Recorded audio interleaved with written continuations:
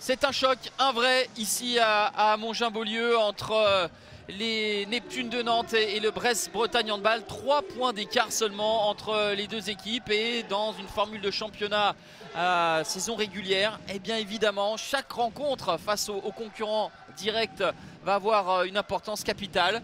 Eh bien, on va voir ce que les deux équipes vont nous proposer ce soir avec l'engagement donné par les Brestoises et déjà un ballon perdu. Voilà, ça commence par une mauvaise transmission entre Jokovic là, et Kobylinska.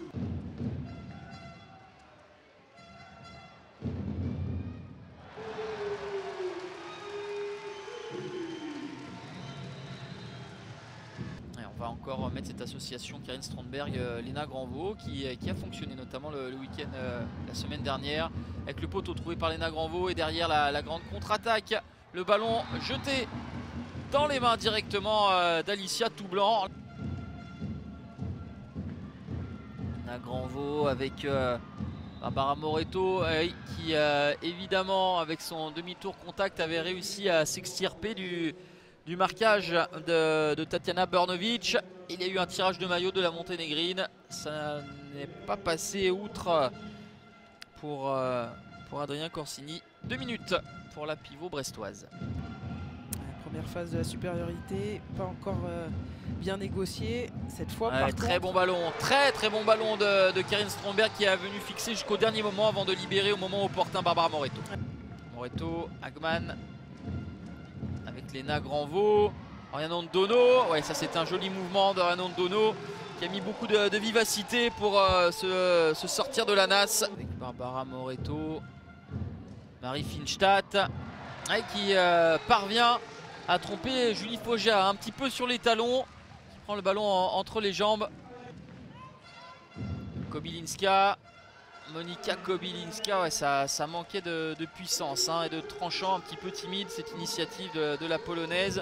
Et on y revient, pas de balle de moins de convertie et une possession de plus 4 pour les Nantaises qui est convertie par Léna Granvaux. 13-9 à 30 secondes du terme de cette première période. On va en rester là pour cette première période. 13-10 en faveur des Neptunes qui sur la quasi totalité de la première période ont été en tête. Oui, on a eu deux formations avec des défenses bien en place, des difficultés en attaque pour les Brestoises à vraiment organiser le jeu, surtout sur la base arrière.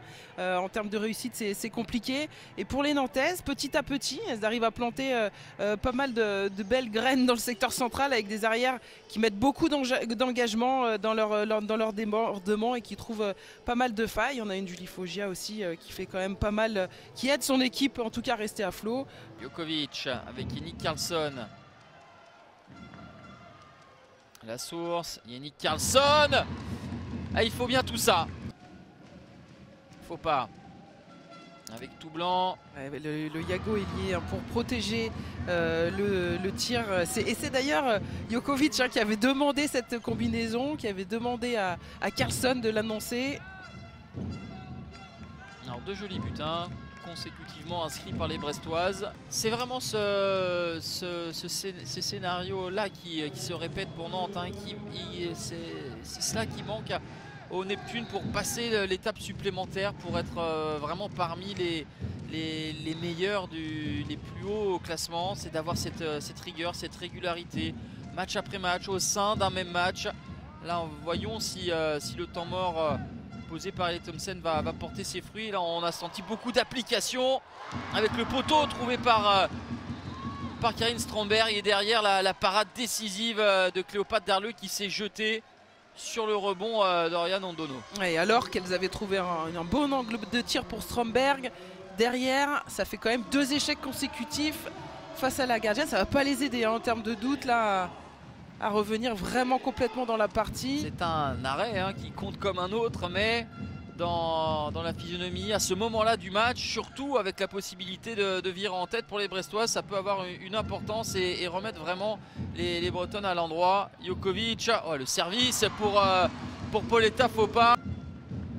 Kobylinska, Jokovic, la sortie d'Ondono en retard dans son coulissement et la sanction qui tombe.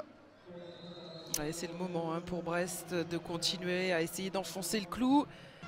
C'est un revirement auquel on est en train d'assister avec le tir un petit peu forcé de Jokovic et cet arrêt d'Ada Poacek sur Pauletta Fopa.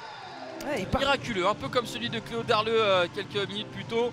Et parfois c'est vraiment le type d'action qui peut aussi aider à relancer une équipe, à voir si derrière, même si elles sont en infériorité encore pour encore une bonne minute. Léna Granvaux, la passe sautée. Elle n'a pas voulu y aller là, Marine Dupuis. Ouh, ça aurait pu passer, mais la réussite en ce moment escorte les Brestoises. Ce tir sans angle à effet de Karine Strandberg qui a touché les montants sans franchir la ligne. Ouais, la roucoulette inversée, après ça reste une solution quand même compliquée hein, pour une droitière là-bas, complètement excentrée quasiment sur le poste d'aile.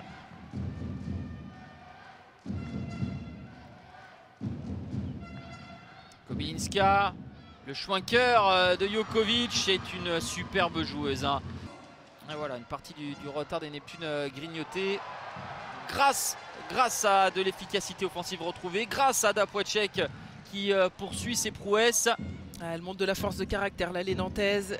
Ouais, bon service, Andono pour le 3-0 que viennent d'infliger les Neptunes aux Brestoises pour recoller à une petite longueur où elle va être brûlante, elle va être passionnante cette fin de match. Jokovic avec Fopa, Itana Gerbic, Kobylinska. On a été patient, on est venu aplatir la défense avec Mitrovic. Léna Granvaux, ballon volé par Coralie Lassource. Le but était déserté, forcément, vous l'aviez souligné Amélie, hein, faute de solution. On avait opté pour cette stratégie d'une joueuse supplémentaire dans le champ. Ça comporte ses risques, on vient de s'en apercevoir et Brest qui reprend 3 buts d'avance. Il y aura vraiment eu un passage, un trou de la part des Nantaises trop important en seconde période, un bon quart d'heure où elles ont complètement laissé les Brestoises reprendre confiance, prendre l'ascendant dans le match.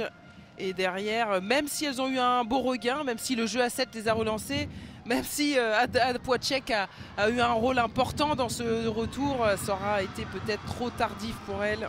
Victoire 26-23 des Brestoises et qui peuvent célébrer ce beau succès en difficulté, menées de 3 longueurs à la pause. Elles ont su renverser la situation, portée par un collectif beaucoup plus concerné et toujours ces mots récurrents pour les Neptunes qui ont proposé une première mi-temps convaincante, concluante, mais qui n'ont pas su rééditer sur le même rythme dans le deuxième acte. Ouais, un retour de vestiaire à chaque fois compliqué, un quart d'heure où elles sont plus là, où elles mettent du temps à se relancer, et puis ça aura permis vraiment aux Brestoises, elles, à contrario, d'être dans une phase ultra positive. Elles finissent avec le sourire. Elles ont passé ce gros test dans la semaine avant ce match ultra important face à Crime, en se déplaçant à Nantes avant de recevoir chez elles samedi prochain.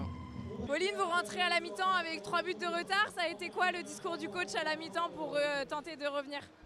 Le souci n'était pas défensif, mais plutôt offensif, où on n'était pas dedans, où on n'était pas en mouvement.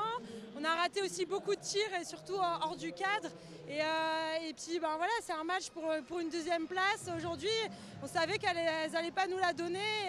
Il fallait réagir aux sorties de la mi-temps. Et c'est vrai que ça a fait du bien qu'on soit revenu assez vite dans le début de deuxième pour inverser la confiance et la tendance et prendre la main un peu sur le rythme du match. Vous êtes satisfait de cette deuxième période, même si ça n'a pas été facile? Il y a eu des petits moments où Nantes revenait aussi. Oui, on a fait preuve de beaucoup de caractère là, sur la deuxième mi-temps. On a été beaucoup plus entreprenante aussi, malgré que c'est vrai que c'est difficile de défendre contre le 7 contre 6. Mais on a tenu et puis on a réussi à certains moments à valider un petit écart et qui nous a permis d'avoir la main sur la fin de match et qu'on puisse la maîtriser. Donc super contente du résultat.